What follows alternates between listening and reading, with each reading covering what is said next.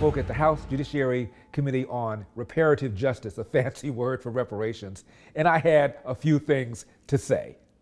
Let me now move to our next witness is Mr. Elder.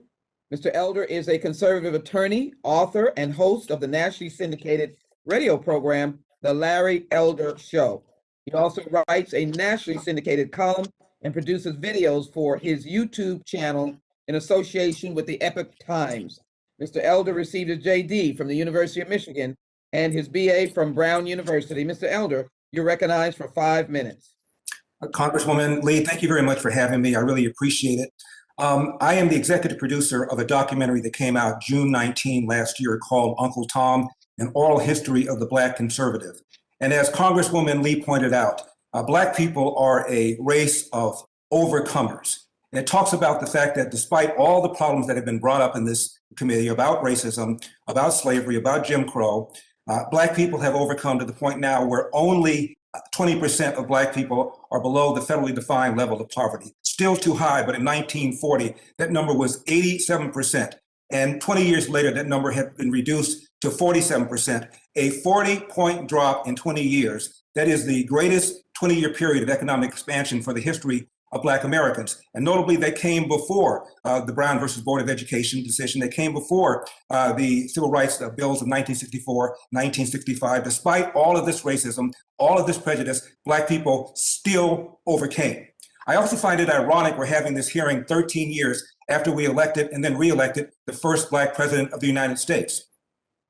I'm old school. I still get the newspapers thrown to my house. And the day that Obama got elected, I got the New York Times and the LA Times thrown to my home.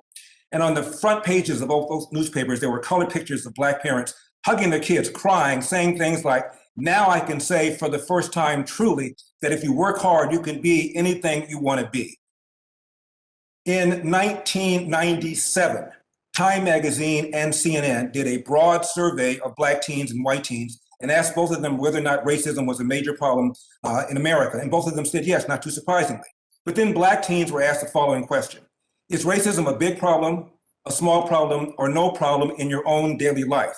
89% of Black teens in 1997 said racism was a small problem or no problem in my own daily life. In fact, twice as many Black teens as white teens said failure to take advantage of available opportunities is a bigger problem than racism. End of quote. And that again was 23 years ago before Obama got elected, let alone reelected. Speaking of Obama, 2007, he ran for presidency. His rival for the Democratic side was Hillary Clinton. And on the Republican side, the two rivals, primary rivals, were John McCain and Mitt Romney. Gallup asked whether or not Americans would not vote for a Black person, referring to Obama, would not vote for a woman, referring to Hillary Clinton, would not vote for a Mormon, referring to Mitt Romney, would not vote for a person as old as John McCain would be, 72 years old. And what Gallup found is 5% of Americans said they would not under any circumstances vote for a Black person. 11% said they would not under any circumstances vote for a female. 24% said they would not vote for a Mormon. 42% said they would not vote for a person who would be 72 years old when he became president, which would have been the case had John McCain been elected. In other words, Obama as a Black person had a smaller barrier than these three white politicians. So having this conversation right now when racism has never been a less significant problem in America, to me, is mind-boggling. Right now, Congress is 12% Black, which is roughly the percentage of Blacks in America. In 1964, Martin Luther King gave an interview to the BBC. And he said he was surprised at the changes that have taken place in America in recent years. And he believed that a Black person could become president in 40 years' time, or maybe even less.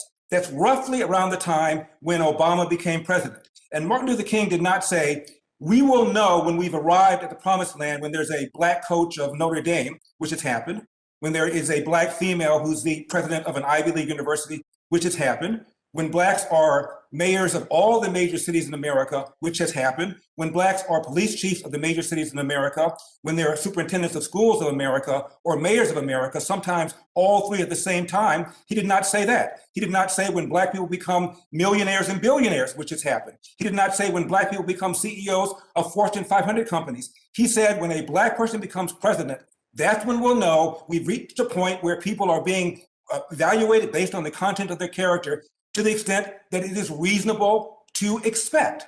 And the idea that slavery built America is belied by the fact that at one time, Virginia was the most populous and wealthiest state in the Union, but within a couple of generations, it had fallen behind states in the North because the South depended upon slavery, which impoverished the South relative to the North, which is primarily why the North won the election.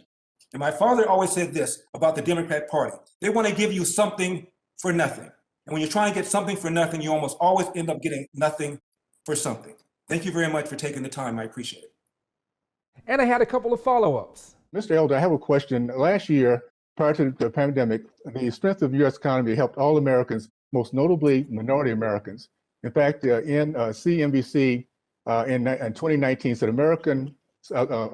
African American unemployment hit the lowest ever in the history of our country, from a peak in 2010 of 16.6%. First of all, how did that happen, and is that in your understanding correct? Those particular numbers? Well, that's right. It happened because taxes got lowered, regulations got eased, and the economy took off. And when the economy takes off, those who are unskilled disproportionately improve, just as happened during the Reagan administration. During the Reagan administration, Black adult unemployment fell faster than did white adult unemployment. Hispanic adult unemployment fell faster than white unemployment fell. Black teen unemployment fell faster than white teen unemployment. Good economic policies work. Equal rights and equal results are two very different things. And that's what I think we're getting confused about here. Everybody's entitled to equal rights, but nobody's entitled to equal results. One of the witnesses, I believe it was Mr. Shelton, referred to Africans as being torn out of their country. Well, according to Harvard's Henry Louis Gates, that's not how it happened at all. 90% of Africans were sold by African chieftains who conquered them in tribes, sold to European slavers and to Arab slavers. And speaking of Arab slavers, the Arab slave trade took place centuries before the European slave trade did and lasted longer, and the death rate was much, much higher. So as we talk about who pays who, this is going to be one of the greatest generational transfers of wealth back and forth, because virtually every people on the face of the earth was involved in slavery. Europeans enslaved Europeans, Africans enslaved Africans, that's mentioned. Native Americans even enslaved Native Americans, Asians enslaved Asians. In fact, white Muslim slavers took more whites out of the Mediterranean than European slavers took blacks out of Africa to North America. So figuring out who owes what is going to be a hell of an achievement. Now, I've been in radio and TV for some 35 years. And during that time, I have been unsuccessful in getting some of these Black leaders on my program. Al Sharpton won't come on, Jesse Jackson won't come on, Farrakhan won't come on. I will give Congressman Jackson Lee credit because she did come on my show several years ago. You may not remember it, Congresswoman, but she did come on several years ago. And one of the leaders I was able to get on was Kwesi Mfume, who's now back in Congress. He was then the president of the NAACP, having left Congress. And I said, Mr. Mfume, as between the presence of white racism or the absence of Black fathers, which poses the bigger threat to the Black community? Without missing a beat, he said the absence of Black fathers. In 1915, 18% of Blacks were born outside of wedlock. That number now is almost 70%. I think most of us would agree that there was greater racism in 1950 than right now. We're not having a discussion about whether or not the welfare state has incentivized women to marry the government and incentivize men to abandon their financial and moral responsibility. And it was Barack Obama who said, a kid raised without a father is 5 times more likely to be poor and commit crime, 9 times more likely to drop out of school, 20 times more likely to end up in jail. Why aren't we having a discussion about the absence of Black fathers and all of the unintended consequences that flow through that? Congressman Owens mentioned the high schools in Baltimore where 0% can do math at grade level. Actually, it's 13 public high schools in Baltimore where 0% of kids can do math at grade level, and another half a dozen where only 1% can. Now, Baltimore is a city where in 2015, Freddie Gray died in police custody, as you know. The mayor was Black. Number 1 and number 2 running the police department, Black. City council, all Democrat, majority Black. 3 of the 6 cops who were charged, Black. The gentleman has expired. I'll allow the witness to complete his answer. Okay. Elder, Thank you. The judge before whom 2 of the officers tried the case was Black. The state attorney who brought the charges against the officers was Black. The U.S. attorney was Black, and the president of the United States is Black. And we're talking about systemic institutional racism. To me, it's crazy. Oh, I had more to say. Congressman, thank you so much. I agree with, of course, everything you said. And Congressman Cohen did completely butcher the 3/5 argument, and thank you for correcting the record. He also referred to a civil rights warrior named Bayard Rustin. Bayard Rustin was an acolyte of Martin Luther King, and Bayard Rustin was both Black and gay and did not support race-based preferences. The Urban League at the time was run by Whitney Young. Whitney Young supported a 10-year period of time where he argued for a Marshall Plan for Black people. Again, 10-year period of time. This was 1965, so it would have long since been over had the board approved it, but they didn't. One board member said, "Are you crazy? Here we are telling America to be fair, and you're telling, quote, you're telling Americans to, quote, hire Negroes just because they're Negroes, close quote. We oppose it." So this is completely divisive. And I want to quote somebody who once was asked about reparations, and he said this, and I'm quoting, "It is easy to make that theoretical argument, but as a practical matter, it is hard to think of any society in human history in which a majority population has said that as a consequence of historic wrongs, we are now going to take a big chunk of that nation's resources over a long period of time to make that right," end of quote. He said, as a practical matter, it is virtually impossible to do. That gentleman was Barack Obama, and he was right. I also heard one of the witnesses refer to the belief that white people are superior and their belief that Black people are inferior. Well, they can believe what they want to believe, but the facts are that young Black people have higher self-esteem than do young white people, and much higher self-esteem than do young Asian people. So if the argument is that historical discrimination and Jim Crow has somehow caused Blacks to think of themselves as less than Blacks, it ain't working. Blacks have higher self-esteem than virtually any other race in America. Oh, I had more to say. My question, Attorney Elder, do you agree that there are Black folks in America who are stuck at the bottom due to the legacy of racism, slavery, and Jim Crow, and that America should take affirmative action to address employment, healthcare, housing, and educational disparities that plague our people to this day? Congressman Johnson, thank you very much for the question. Obviously, there are Black people who are poor. The extent to which the poverty is a result of slavery and Jim Crow is tenuous at best. The larger factor behind Black poverty is the absence of fathers in the home. As I mentioned earlier. Okay, well, let me stop you right there because I do understand. Well, I had more to say. I would like to just ask Mr. Elder if he has any comments to say the response to Representative Hank Johnson's question that he had asked earlier. I'd like to continue this conversation about that. I do. We've been talking about disparate outcomes as if the disparate outcomes by definition mean racism. There was a young attorney named Barack Obama who joined with other attorneys to file a class action lawsuit against Citibank some years ago. And as a result of the class action lawsuit, the Citibank agreed to grant mortgages to 186 people who had applied, turned down, and the applicants argued that they were turned down because they were Black. Well, they got the loans, and virtually nobody was able to keep up with the loans. Many of them went into default, which indicated that the bank was not discriminating against these would-be Black borrowers. Also, studies have found that community Black banks often have a higher turn down rate for would-be borrowers than the majority banks because they are more thinly capitalized. So just because something has a disparate outcome does not mean that that outcome was a result of racism. And then I had a few concluding remarks. It's been mentioned a couple of times that reparations are owed to Blacks for 400 years of slavery. Well, America was founded in 1787 and slavery ended in 1865. So that's substantially less than 400 years.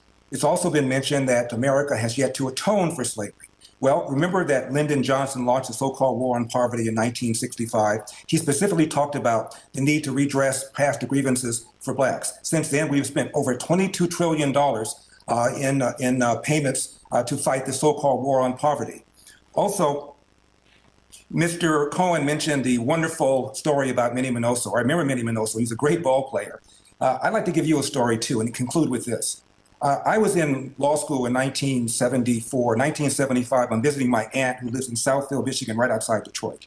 And she and I are talking. The doorbell rings. The gentleman comes, who's about 40 years old, a friend of my aunt's. And he came in, he sat down, and my aunt and I were talking. I was talking to my aunt about the classes I was taking, what I intended to do after I got out of law school. I looked up, and this 40-year-old Black man was crying. I thought maybe I said something to offend him. I looked up and I said, "Excuse me, did I say something that bothered you?" He said, No. I just wanted to be a lawyer too. and I had the potential to do it. I didn't take responsibility. I got caught up in too much jackassery, and I blew my opportunity. I went to school with a lot of young Japanese kids, Korean kids, and Chinese kids. They all had something in common. They busted their butts in homework. You look at a graph of who does homework in America. Blacks are outdone by Hispanics, who are outdone by whites, who are outdone by Asians. There's a reason that Japanese Americans, Chinese Americans, and Korean Americans make more money per capita than do white Americans. They work hard, they don't complain, they take responsibility, and I would urge all of Americans to follow that example. I am not a victim. The whole idea of reparations is insulting. As I said at the very beginning of the hearing, reparations could properly be described as the extraction of money from people who were never slave owners to be given to people who were never slaves. The whole thing is absolutely ridiculous. And on this issue about slavery making America wealthy, the great abolitionist Frederick Douglass, when he escaped from the plantation in Maryland and moved to Massachusetts, or fled to Massachusetts, I should say, he was shocked at how many black people were living better, in better conditions, had better houses than some of the slave owners in the South. He thought that in order for a people to become prosperous, slavery had to exist. A nation could not become wealthy, he thought, without slavery. Shockingly, slavery made the South, compared to the North, less wealthy. This is why the North beat the South in the Civil War. So, I'm Larry Elder, and we've got a country to save. I'll see you next time.